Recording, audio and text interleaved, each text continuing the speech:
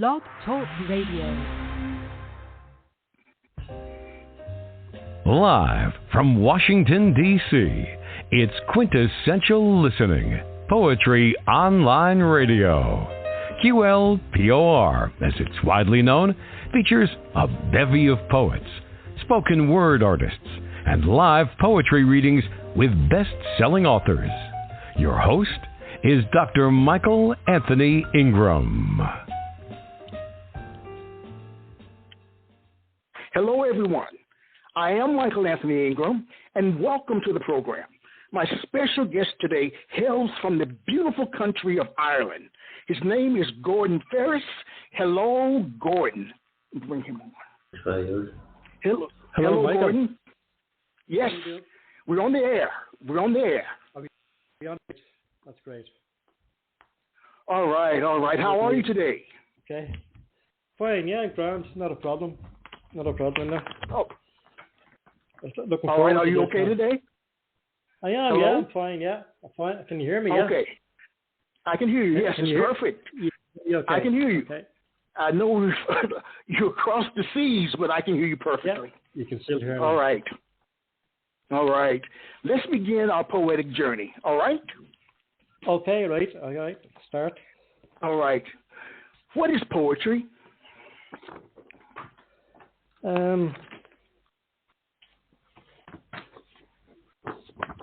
Well, to me now,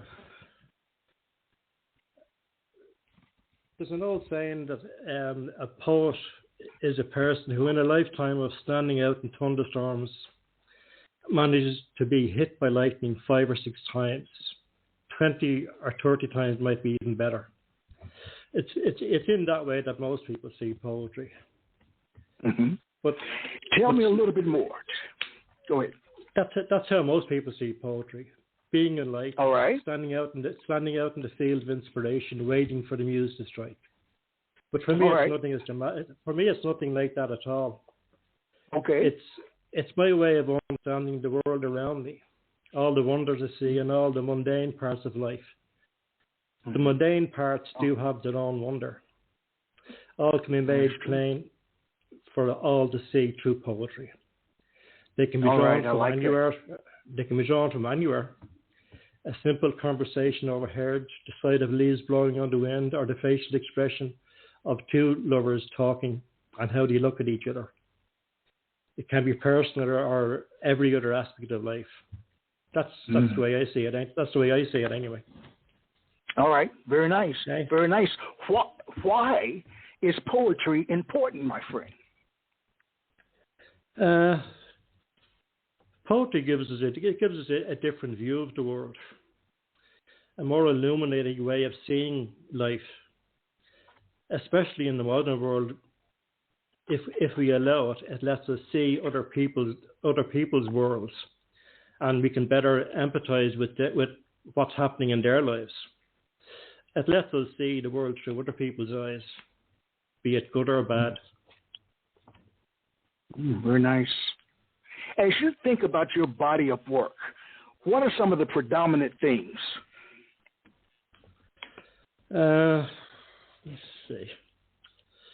I'd say family and loved ones, probably, And I'd say a predominant theme in mine would be self-doubt. How I think I'm seen by the world, Or which, if you think about it, in reality is how I really see myself. All right. And my children, especially my daughter, who's had a battle with illness over the last 12 years. I'm writing a series of poems about her at the moment, about everything that she's had to go through, and the spirit at which she's dealt with it. All right. Very nice. I understand. Please share a poem. Okay. Let me see.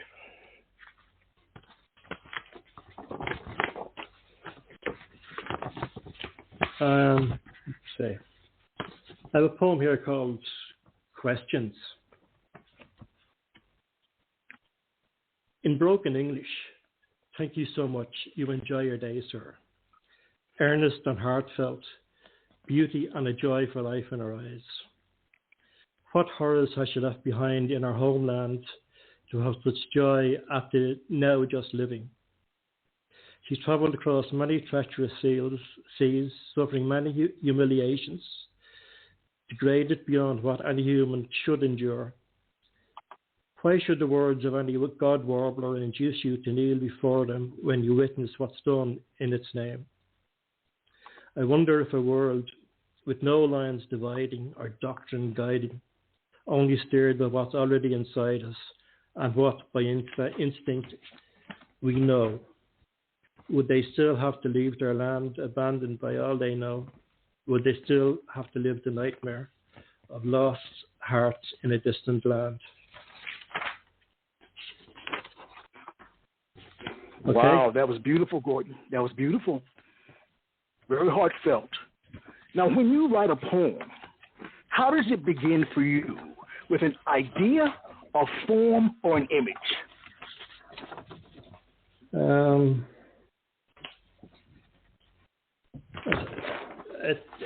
Probably a bit of all, you know. Mm-hmm. I seldom use strict poetic form. I would use the strict poetic form in exercises, but in the actual poems itself, now I would start writing them in free, and I would finish them. You know, I would very seldom use the form. All right, you know, I understand. So it's primarily free verse.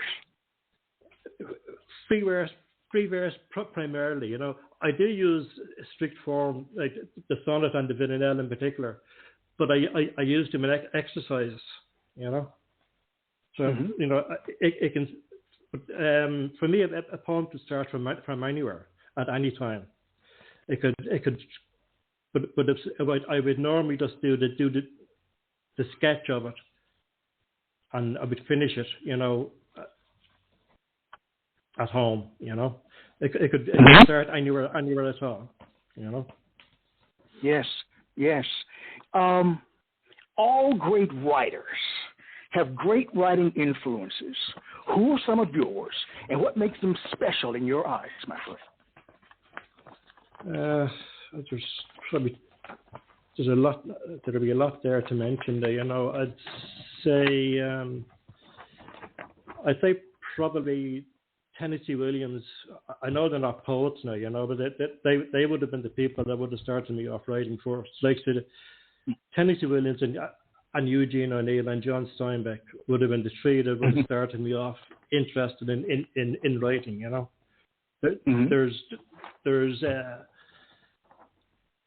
if you listen to some of the language used in Tennessee Williams' plays, say The Glass Menagerie or something like that, a lot of the dialogue in that now, in my opinion, is actually poetry. You know. Wow. Tell me more about that. D.H. Lawrence and John Steinbeck would be the same. You know, there's a poetry in their language. You know. Mm-hmm. I'd say the poets that probably got me really interested in poetry and that I admire to this day is.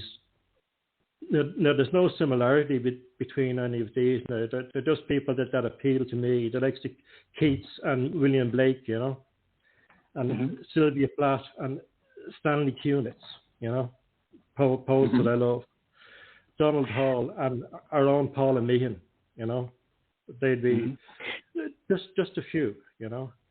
And now, if you had to choose someone as your poetic mentor, who would you choose? The person that has been a mentor to me now for the last while now has been an Irish poet here, Fiona Bulger. She has been she's helped me a great deal, you know.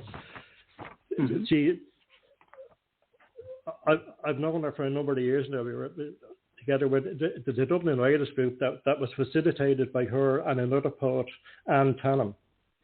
And both of them and this group helped me out an awful lot over the years, you know. Then more or less brought me out of my shell, and they encouraged me in any writing I was doing, you know. Yes. They were kind of the first people to really encourage me, you know, and they're the first people that I read in public in front of, you know. Yes. And they encouraged me to this day, you know. Yes. Encouragement is so important as you're writing. Oh, it is, yeah. It's so important. Yeah. Please share another poem. I'll have a look now, yeah.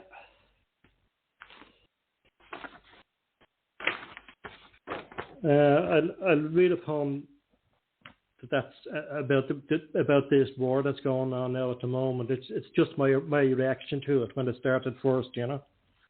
It's called The Worst Thing About This War. The worst thing about this war is how the people look like you and I, how we can look at the sky and not fear what's falling on us, how they can all leave except for men of fighting age. Did they once think it couldn't happen to them the way we think it will never happen to us? Would you volunteer to take arms or possibly die for your country? Let your child be enough and let your soulmate go on alone. Will these times bring forth more legends, or is it just to be more loss of the innocence? Will more heroes be born or blood lost on the battlefield to fill the coffers of suited men who press the buttons and treat us all as pawns in their parlour games? I look at pictures of a world gone, of loved ones living in my heart in darkest times. I call upon them when all begins to fade. That's that. I want to take a moment and think about what you shared. There was so much conviction. I heard so much in that poem, Gordon. I heard so much. So much. Let's go back in time, my friend. Okay. Let's go back in time. Okay. Okay. What was an early experience where you learned that poetic language had power?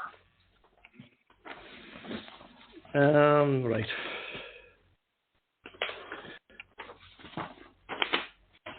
Now, by poetic language having power might not necessarily be from poetry. You know, there can be poetic language in any kind of literature, you know. And I'd say probably as a teenager reading, you know, some of the stories I would have read then, probably even hearing some of the ancient Greek myths, you know, hearing those stories now, and the way it would send a shiver down your spine, you know. Yes. And probably when I started reading literature for myself, you know, when you can hear it touch you emotionally, you know. Yes. And it's reading the likes of that would have eventually led me to reading poetry, you know. You know what I'd like you to do? It's on my mind. I want you to reread the poem that you just shared with us, please. You want me to reread it? Okay. Yes, I'd like that. I'll just find it. Okay. Okay. It's called The Worst Thing About This War. The worst thing about this war is how the people look like you and I, how we can look at the sky and not fear what's falling on us, how they can all leave except for men of fighting age.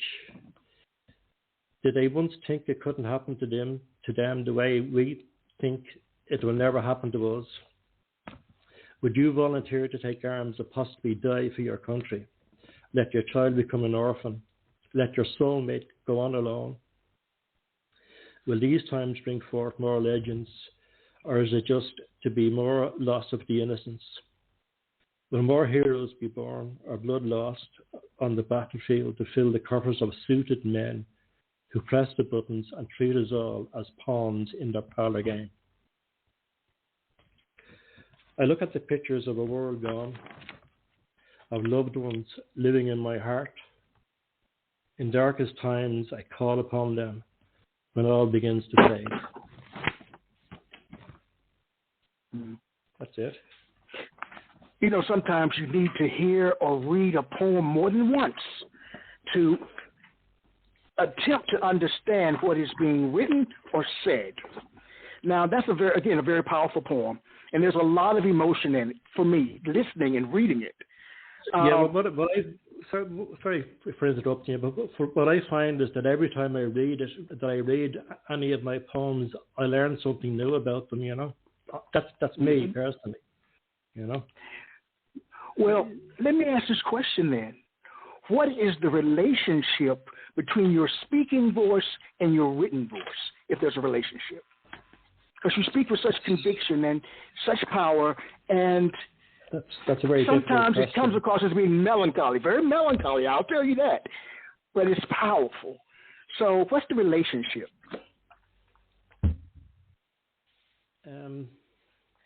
Well, they are both related, you know. Yes. And the words in the poem, they come from an outside source. You know, you're either seeing it, hearing it, you know, and it forms in your mind. You know, it might just be a sketch at first, and when you put it down on paper, you know, and when you get it all down on paper, you have an idea in your head of what that picture is like, you know, and you play with it until you have it as near as you can get it to what you had in your head in the first place, you know. And that picture is not fully drawn until you read it aloud and you hear it, you know. Until you speak it out loud, you don't know whether it works or not, you know. Yeah. But they are definitely related, you know. Yes. Yeah. You know, again, a lot of emotion in all of your works, I'm sure. Do you think someone can be called a poet if they don't feel strong emotions?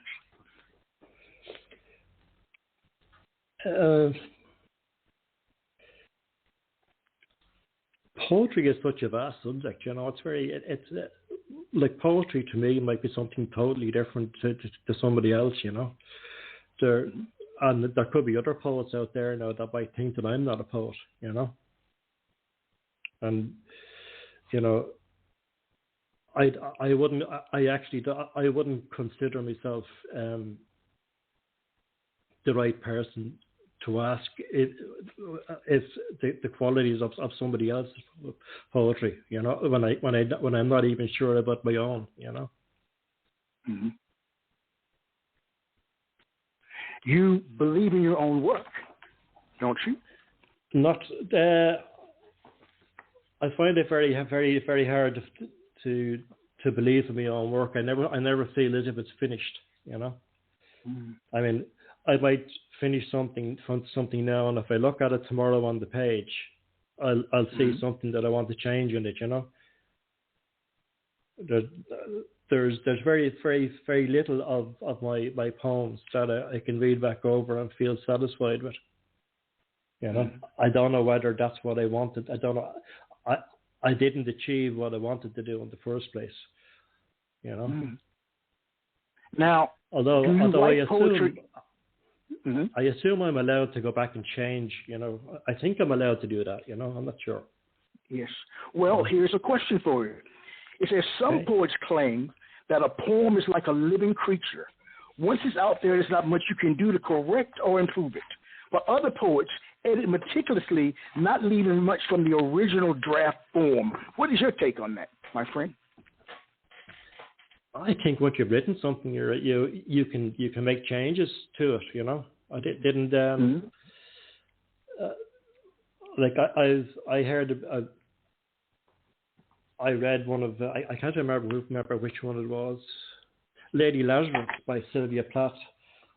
I heard her read that, and the version she read is completely different to the one on paper. there was a verse missing of it, and there was lines changed in it. You know. Mm-hmm. Mm-hmm. Walt Whitman didn't he? Like he was writing Leaves of Grass all his life, wasn't he? I think, as far as I know. I mean, you can change, you know. Mm-hmm. I want to go back again to believing in your work. Yeah. I believe in your work. I believe in your work. How do you feel about that? I never know how to react, you know, when people say nice things about my stuff, you know. Yes, I know. I can tell. You know, mm-hmm. I think I sometimes feel very guilty about getting stuff published and stuff because when I read about a lot of the other authors and poets and writers out there, they're very well educated, you know, and mm-hmm. I left school at 15, you know. Mm-hmm. But very little, you know. But I am very well read, you know. But I have very little education. I'd feel guilty about that, you know. But the thing is, my knowing you somewhat, you do submit. You do submit. I did, but in the beginning I didn't. That's okay. In the beginning. When some of my poems and short stories, I just left them in the drawer, and my youngest son and his girlfriend came across them, and they submitted them to magazines, you know, and it's only after a while that they came along after and told me that I was after getting published, you know. I think the first time they sent in 2 poems into my magazine, and one of them was accepted, you know. And they came back and told me about. They said you have to get the poem accepted, and I was surprised because I never submitted any, you know. Right. Well, that was then. This is now. Yeah. Please share another poem. Okay. Let me see.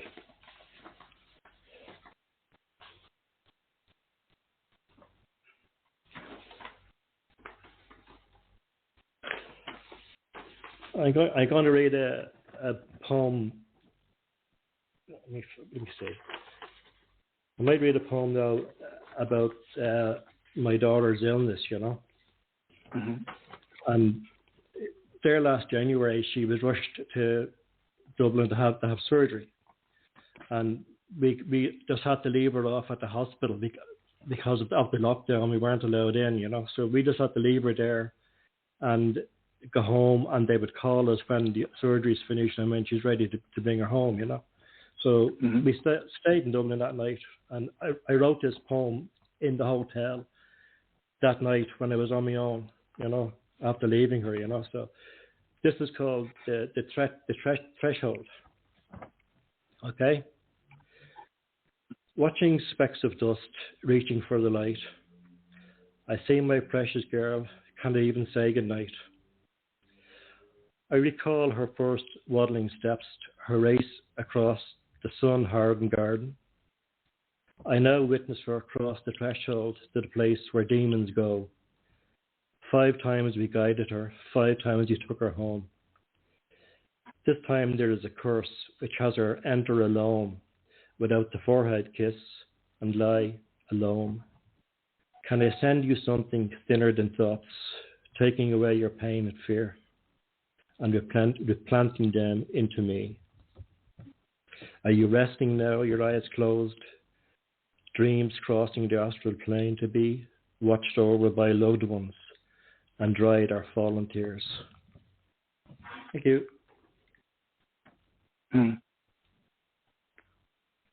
Yeah. When you write, Gordon, who are you having a conversation with?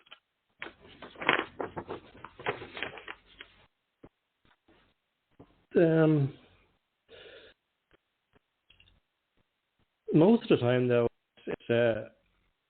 it's a reaction to something, you know.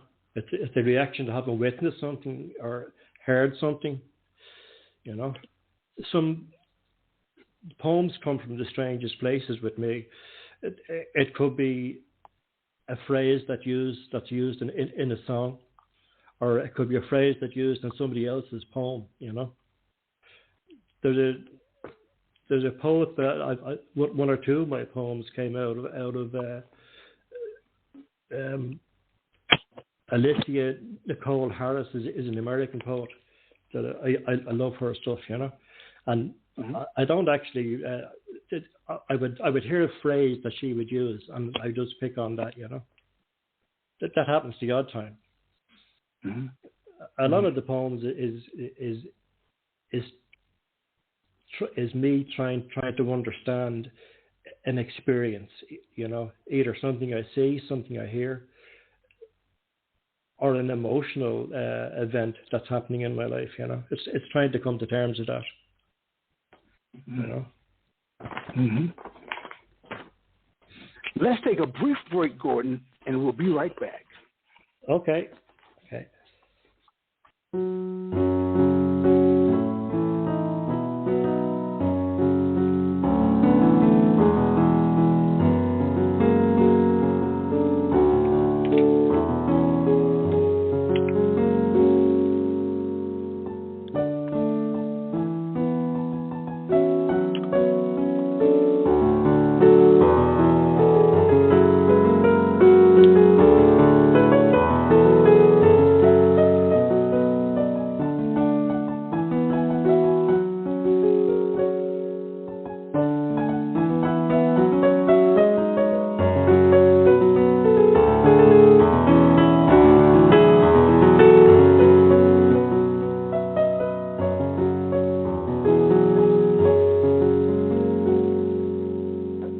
Back.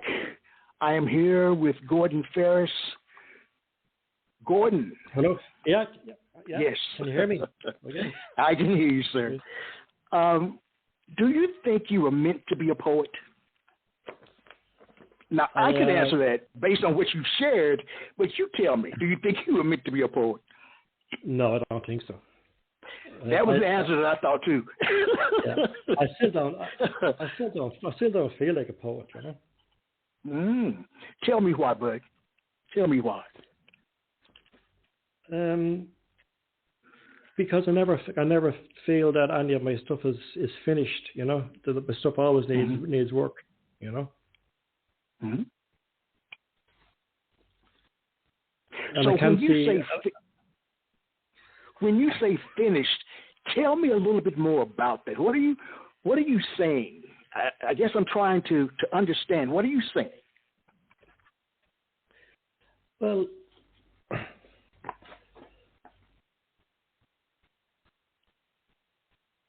I think some of the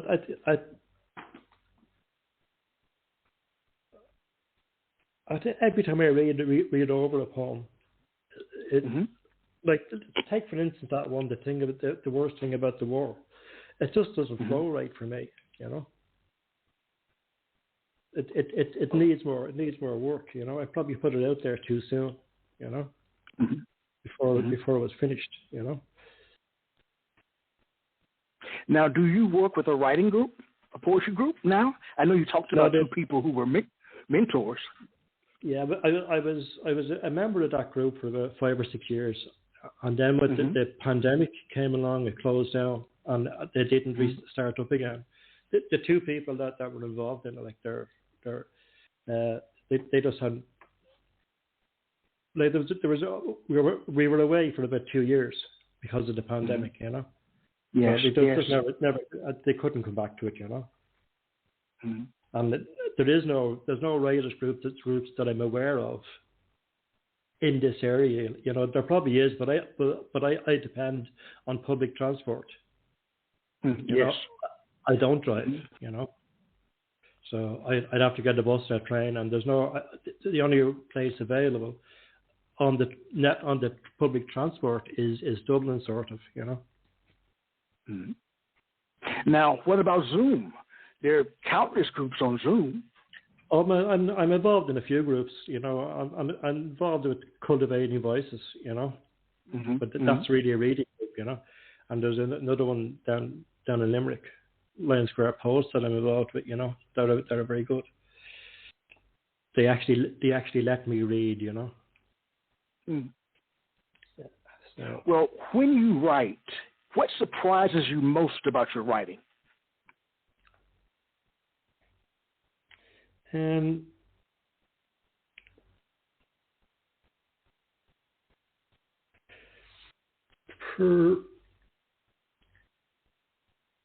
Probably that people actually like it. Tell me more. Tell me more. That surprises me. I don't expect it. And some people actually give me money for it. Yes. Which is yeah. Money is always good. Money's always good. It comes in handy for buying ink and things like that. On paper. Well, listen to this. Writers and poets write for a myriad of reasons. Some write primarily to speak a message to their audience, while others write because to stay silent is not an option. Why do you write?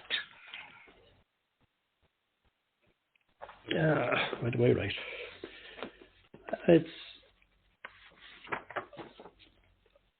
I'd say probably to stay sane, Yes. Probably to understand things that I can't understand. That's one thing I find writing does is if there's things in your life that you don't fully understand, a great way of examining them is to write about them. And I made the statement earlier that I felt your work seemed to be very melancholy, but it's melancholy but real. It's real life, and that to me is extremely important to be authentic in your writing. Yeah, well, I write about real things that have happened, that happens in my life. Yes. They're not things that I'm making up that are from my imagination. They're things that really happened. Yes. Please share another poem. Okay, I'll just see where I put it. I'm trying to find out where I put stuff. I don't want to keep doing things on the same lines, So, let me see.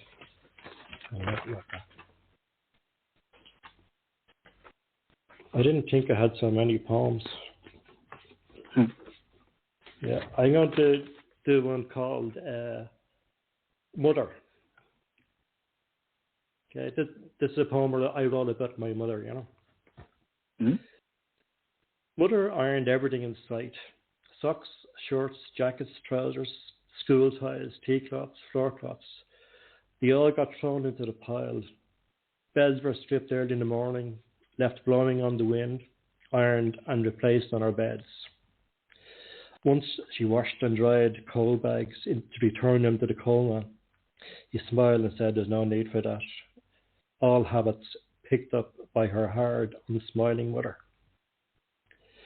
Mother soaked up all the pain for her children to make them feel good about themselves. She looked at the fly in the ceiling, wondered if it was her father taking the shape of the insect to lovingly watch over her from a higher place. She often thought her past had come back to haunt her in all manner of imagined ways. Sometimes I imagine I sense her presence and smell her distinct perfume. Those times I'm so sure she's there. Sometimes I see her in the corner of my eye and I get the scent of her cigarette smoke. And I don't be surprised when I turn and see that I'm on my own. Could I read just one more companion one? Yes, of course. About my father. All right, I like that.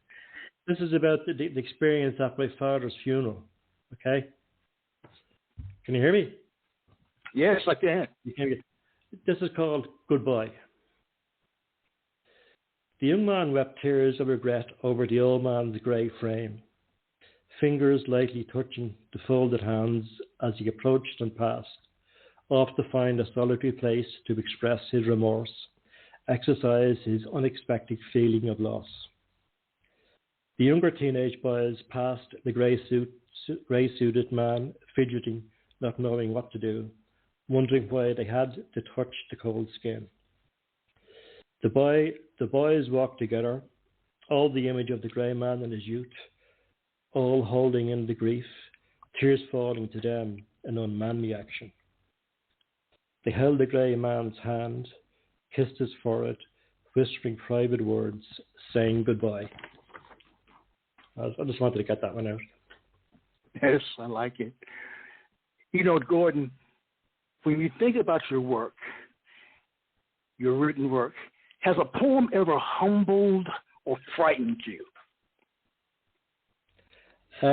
One poem frightened me, and still does. I've never actually read it, and I've never submitted it anywhere because of where it came from. You know. Mm-hmm. Yes. It came to me fully formed from sleep. I woke with it in my head, you know, and I'm afraid of it because I don't know where it came from. I don't know whether it's something I read and remembered, but it seemed to, but it wasn't fully formed, but it was nearly fully formed in my head, you know. Mm-hmm. Mm-hmm. Do you think should I read that? Yes, I'd love it. I'd love it if you share that. It's called Cuckoo Nest Man. Right, so it's a bit mad. When Cuckoo Nest Man stays awake for 30 hours straight, does he count the time he stares at the blank screen? I get up to refill his cup. Does he count the time he goes over his mail and feels like giving up? Does he read over what he's done, change it, and find half is gone?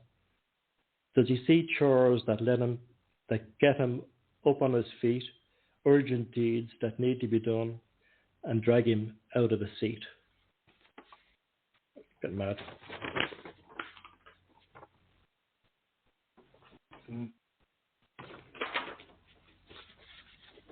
Wow. As I said earlier, with your poetry, I like to allow it to marinate, to settle in, you know. I'm really glad that you chose to share that piece, especially on my program. That really touched me. It really touched me. Yeah, is a poem letting your guard down or building a wall? It depends on the poet. It can do both, you know. Mm-hmm. It can do both. It can build a wall, and it can open a gate, you know, for you. It depends on the poet. Depends on what it's about. You know. I agree, and what I like about your work is that it's so accessible. I can understand it, and it touches me. But when you think about poetry, how hard should you work to solve a poem, to understand a poem?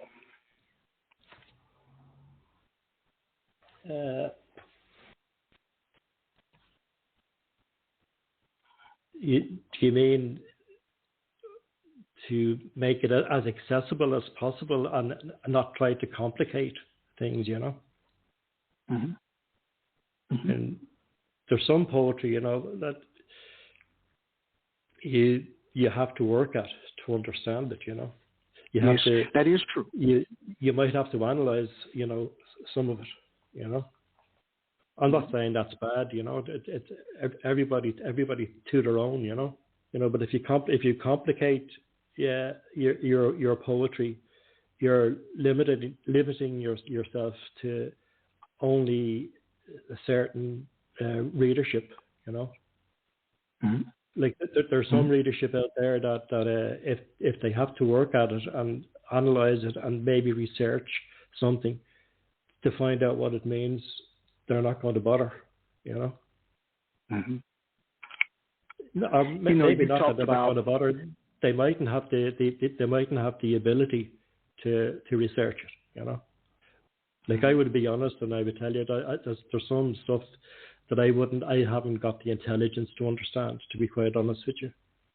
All right. You know? Yeah. Mm-hmm. Well, as I was saying, you talked about James Steinbeck and some other writers from a different period of time. John Steinbeck. John Steinbeck, that's right. Steinbeck. Thank you, sir. John Steinbeck, that's right. If you were a poet during a different era, where would you want to exist?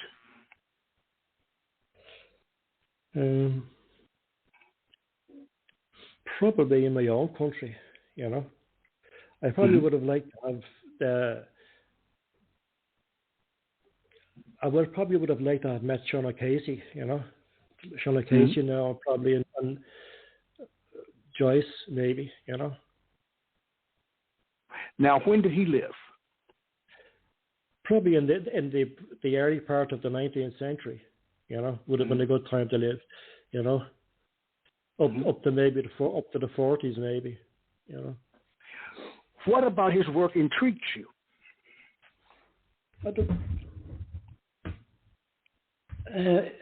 It was new, you know.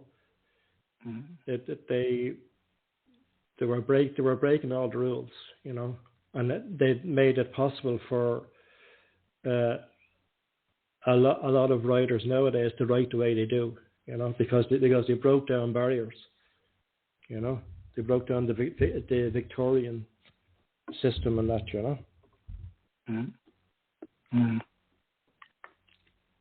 You know, as I listen to you share, and I want you to share another piece in a moment, I'm wondering, does it hurt you to write poetry? If not, why not? I'll tell you what it does. It's therapeutic to write poetry, for me anyway, you know, with a lot of the stuff that has happened in my life, you know. It helps me to deal with it, you know. Like, for instance, my daughter being ill over the last few years, it has helped me to write about it. Yes. You know? To get it out of your system. Yeah. Well, you will never get it out of your system, you know, but it's coming to terms with it, you know. I like that. I like that. And grief as well. Like, people, when you're grieving somebody, people expect that it's going to go away. But the thing about grief is you have to learn to live with that loss, you know. Because those people never leave you, you know. You know, people that you lose, as long as they're still living in your heart, they're not dead, you know. Yes, it's true. You know, there's a concept known, and maybe you know this concept, radical acceptance, that it is what it is. You may not like it, but it is what it is. It is. And that's a hard one to swallow. Oh, yeah. You have to kind of play the cards that you're dealt, don't you? You know, you have no choice. Yes, you do. Yes, you do. Share another poem. Okay. Let me see.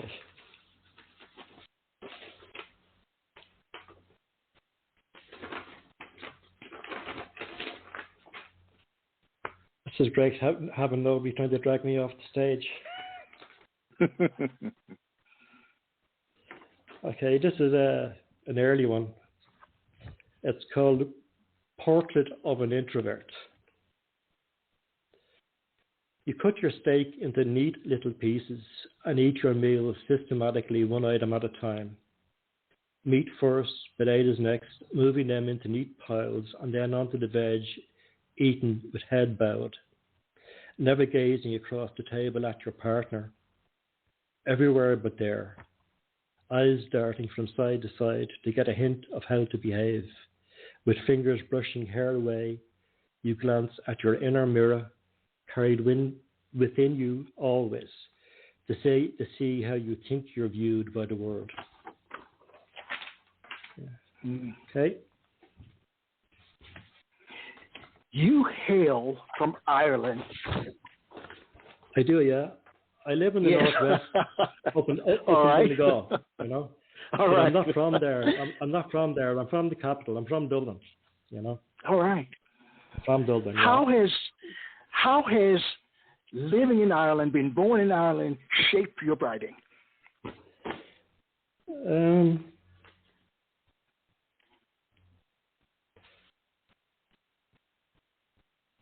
Well, I think we have a great tradition of writing in this country.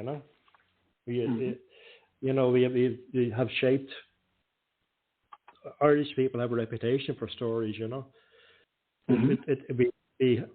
We go back to Celtic times now, where the language, where it was mostly oral stories that were passed down from family to family, and the monks, and then the monks in this country eventually put them onto paper, and they've become our classical literature from today. So it's kind of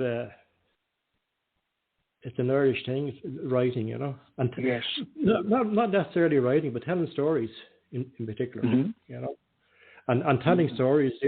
That's where poetry came from. Originally was from telling stories, because poetry makes stories easier to remember, using rhyme and meter. The musicality of language. That's where it comes from. So the Greeks and the Egyptians, that's where their language started as well, from the oral tradition. That's where their poetry started from. Gordon, I have a huge smile on my face because I feel like you've come alive since we've been together on this poetic journey. And it's incredible, and I like it. I like it. I like hearing you speak. I like hearing you speak your truth. I really, really do. And I like the authenticity of your work. I just wanted to share that. Something was in my spirit that made me share that. Right, yeah. I don't know what to say to that. You don't need to say anything. Yeah. It's all right. I write prose as well. I write stories as well. One more time. Well. I could. Yeah. Really? Wow. I do. Yeah. I've had about 30 stories published. Oh wow. Although I had a rejection last week. Mm-hmm. Yeah. But that still won't stop you from writing, right? I know. I'll send it somewhere else. Yeah, I like that. Yeah. We're going to take a brief break, and I'll be right back. All right. That's great. Great. I just comb my hair. All right.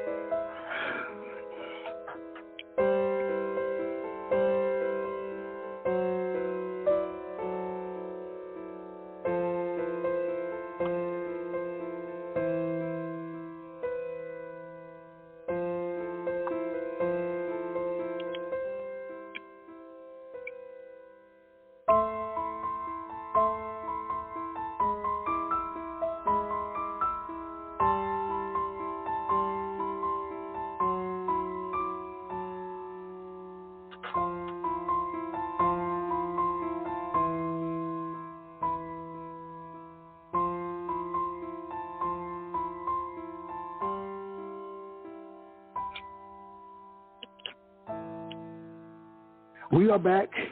I'm Michael Anthony Ingram. I'm here with Gordon Ferris. Gordon. Can you hear me? Yes, sir. Yes. Please share a poem. I will, right. Okay.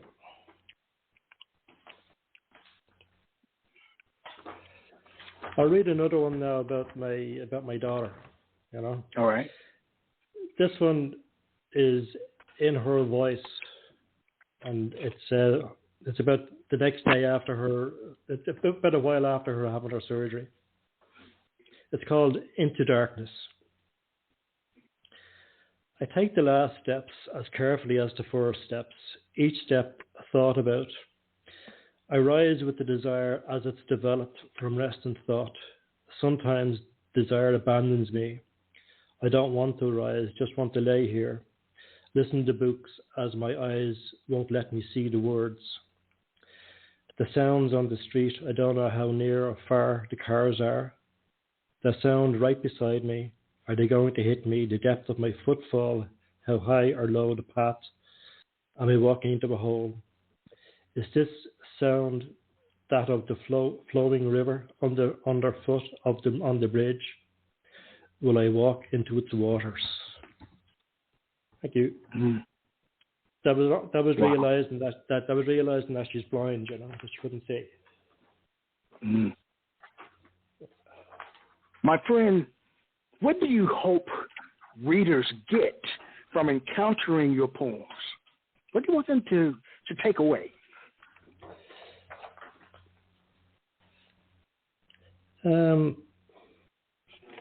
I hope that it's okay to experience the negative parts of life and to learn how to deal with them, you know. Mm-hmm. Mm-hmm. And hopefully to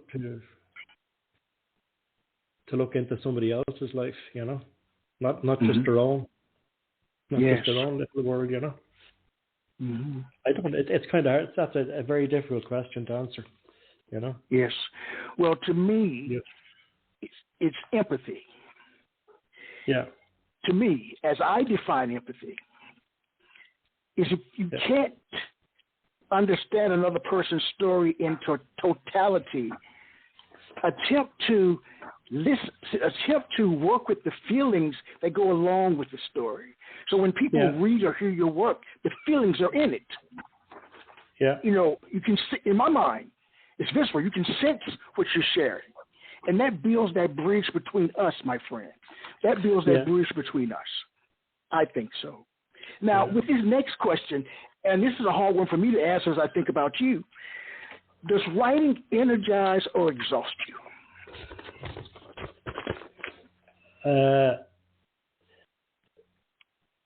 You might not get the answer that you're expecting. You know, mm-hmm. I find writing energizes me greatly. You know. Oh wow! If I don't get a certain amount of writing done every day, I actually get depressed. You know, if I had something in mind that I had to get done and I wanted to get it done, as far as writing is concerned, if I don't get that done, I get depressed because I haven't got that done because it's important to me. You know, even though I never feel satisfied with what I've done, if I don't make the attempt, I get depressed about it. You know, in everything that I've ever done throughout my life, I've done many things. I've worked at many jobs down the years, you know, and I've never had the same feeling about anything that I've ever done, you know, and I have very few regrets in my life, you know. Probably the only regret I ever had was not learning how to drive, you know. I regret that greatly, you know. Mm-hmm. Yeah. Well, can you still learn to drive? I'm probably too old now. I'm 65 now. No, you're not too old. You're not too old, my friend. You may feel like it, but you're not too old. No. There are too many people walking on the footpath that I'd feel like running over, you know. Okay, here's a question for you. Okay. Now, your writing is primarily titled. Am I correct? The poems are titled. Yeah, I find that very difficult. A lot of the titles, the autocorrect gave the title. Mm-hmm. Well, how important is it to title your poems?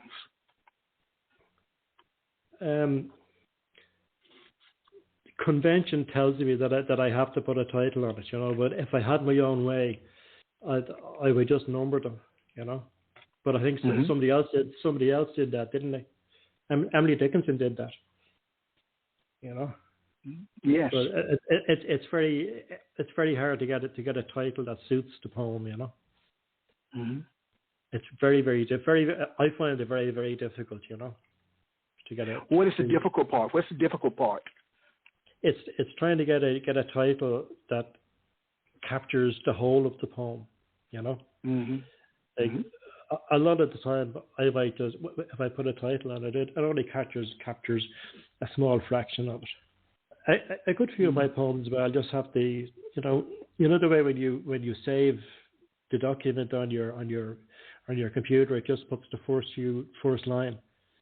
So there's a good few of my poems that just has that first line as its title. It's the computer gave it the title, not me. You know. Mm-hmm. I think there's very few poems that I actually gave the title to. You know, the Silence Scattered Wishes. You know. You know, this following question is one that I've asked over 200 times, but it's important in my mind anyway. So much is happening in the world. You talked about Ukraine. You wrote a poem about Ukraine, and there's issues around the globe. The question is, what is the role of a poet in modern day society?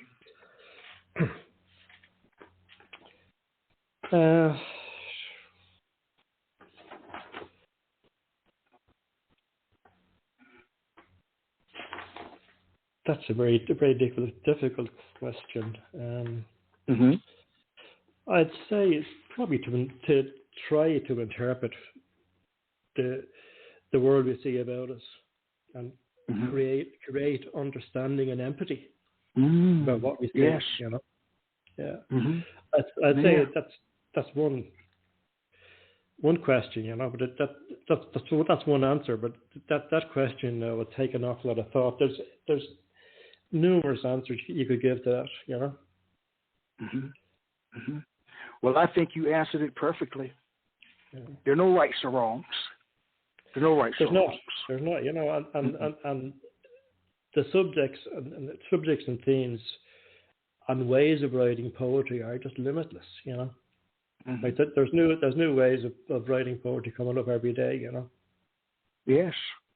Yeah. You know, we're almost at the end of our poetic journey, but I'd like you to share one more piece. Yes. I'd like you to share one more piece before we go. Okay. Let me see.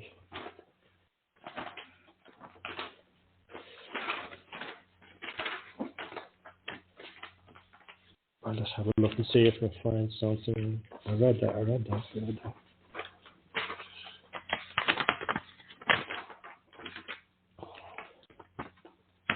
Excuse me, you know, for I'm just.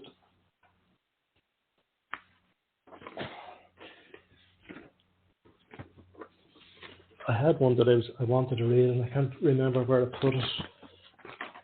I'm getting old.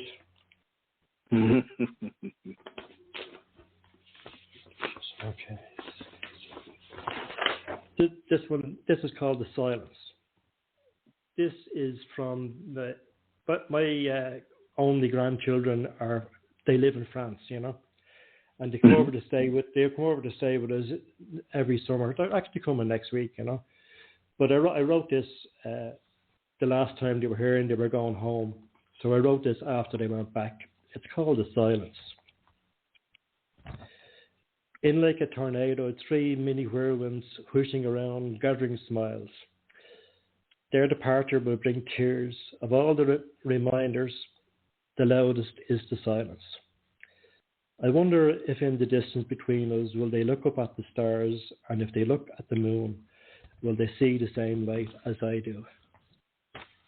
There we are. Yes. Wow. That was something different. I didn't want to be trying to lift the mood a bit. You know. All right. Yeah. Of course, I'm here. I'm here listening. Can I read a short one that I wrote? Yes, please do. Please do. I wrote this after been listening to a lot of poetry during the pandemic and that, you know, a lot of poetry readings and hearing the poets reading themselves. And this is called Self. Discovered from listening to poets read their work that I'm allowed to talk to myself. And after I listen to these poets, I can loosen the restraints on my own efforts I know the words I'm allowed to use. I can sing a song of myself. I just wanted to read that one. Oh. Okay. Where can listeners find your work? Well, I have no book out yet, but a lot of my stuff would be on the Galway Review, is an online website, and I Know Ulster is another one. And Impspired Magazine has a lot of my stuff in their magazine, and on a few other anthologies as well. I can't remember the numbers that they're on. And then Lothlorien Poetry Journal is another one, you know. Wow, very nice. How can listeners stay in touch with you? How can they stay in touch with you, my friend? I can. I don't know. I'm on Facebook. Okay. You know, I have a Facebook page there now.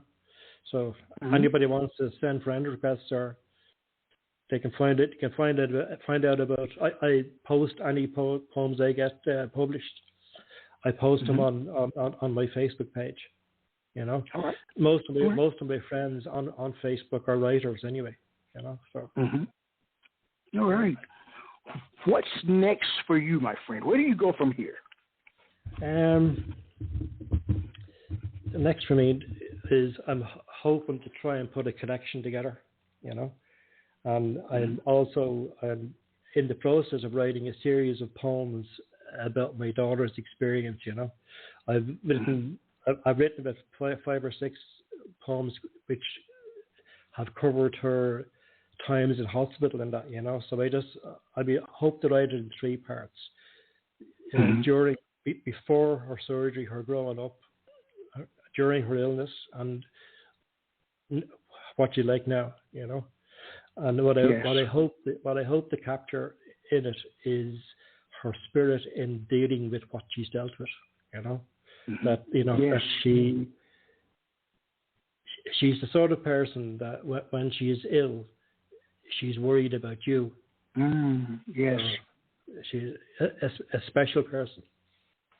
You know? So what's her first name? What's her name is first Sarah. name? Her name is Sarah. Right. Tara. Well, let's dedicate this program to Tara. We'll dedicate it to Tara. Her name is Sarah. Sharon. Sarah. Yeah, okay. Yes, that's what I thought originally. Well, this program is dedicated to her, all your children. Yeah. All your children. Yeah. And your other son is named Matthew, right? The one that assisted I have a son, Martin, and I have a son, Simon, and David. Okay. Yeah. All right, I like that. That. Let's include everybody. They're all special. Yes, they are. I can tell. They've got a fantastic dad. Well, we've reached the end, my friend, of our poetic journey. Okay. It's over. It's almost over. I want to thank you. I am so glad that I've met you. I really, really am. It's been a great experience. It's been a great experience. You've lived a life. You've lived a life. Thank you. Yeah, you've lived a life, a long life. And I can't make you. You've only heard half of it. Let me finish. I'm sure there's a lot more. You've lived a long life, and I can't make you. I can't make you believe in yourself. But man, I'm gonna tell you the truth. I believe in you. I believe in you and what you're attempting to do. Yeah. I do. And I don't say that to everybody, but I believe in you. Your work is incredible. Thank you for that. Your work is incredible. You're very, very talented, exceptionally so. So I want you to embrace what I'm saying. Just take it, let it allow it to soak in. All right, sink in, rather, whichever one. Yeah. Okay. Well, I've no words for that. I'm very seldom stuck for words, but I'm stuck for words now. You know? That's okay. You don't need to say anything. You don't need to say anything. It's all right. All right, good people. Thank you a lot for that. Yes, we've come to the end of the program. I want to thank you for tuning in, as you always do. And as I share every week, let poetry ring somewhere throughout the land. Take care, everybody. All right. Quintessential Listening, Poetry Online Radio, is available on iTunes, Spotify, SoundCloud, and Stitcher. You can also check out the website at qlpor.com.